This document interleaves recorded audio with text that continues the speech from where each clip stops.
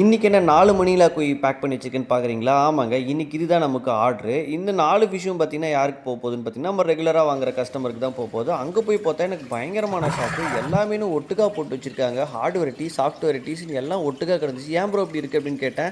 "மேல இருக்க டேங்க் உடைஞ்சு போச்சு ப்ரோ" அப்படின்னு சொன்னாரு. ஸ்டாண்டு ப்ராப்பரா செய்யறனால டேங்க் டமால்னு உடைஞ்சு போச்சு. இப்போ இந்த அரவணா இதுவுமே வந்து கோணையா வச்சிருக்காங்க. அது போக வந்து ஃப்ளவரானு அது இதுன்னு ஏகப்பட்டு வச்சிருந்தாங்க. கொஞ்சம் ஃபிஷ்ஷஸ் வந்து ஏரேஷன் இல்லாம மட்டைய போட்டுருச்சு. ஃபிஷ் வளர்க்கணுன்ற ஆசை எல்லாத்துக்குமே இருக்கு. ஆனா அதுக்கான பொறுமை தான் யாருக்குமே இருக்க மாட்டேங்குது. ஃபைனலா நம்ம கொண்டு வந்த ஃபிஷ்ஷை டேங்க்ல அக்காமடேஷன் பண்ணி டேங்க்ல ரிலீஸ் பண்ணியாச்சு. கோழி ஜாலியா சுத்திட்டு இருந்துச்சு. அது போக கப்பீஸ்லாம் குட்டி போட்டிருக்கு அப்படின்னு சொல்லி காமிச்சாரு. எல்லாமே இம்போர்ட்டட் கப்பீஸ் நம்ம கொடுத்தது தான். அது போக என்னென்னலாம் வச்சிருக்கீங்க ப்ரோ அப்படின்னு கேட்டேன். ஆமை குஞ்சு வச்சிருக்கேன் ப்ரோ அப்படின்னு சொல்லி காமிச்சாரு. ரெட் இயர் ஸ்லைடர் வச்சிருந்தாரு. அது போக 2 டாக் சூப்பரா இருந்துச்சு. 4 டாகும் மதிய உணவு சாப்பிட்டு மட்டையாயிடுச்சு. அது போக கப்பீஸ் எல்லாமே வந்து கிடைக்கிற இடத்தெல்லாம் வளர்த்திட்டு இருக்கிறாரு. பார்க்கவே அருமையா இருந்துச்சு. டாடா பாய்.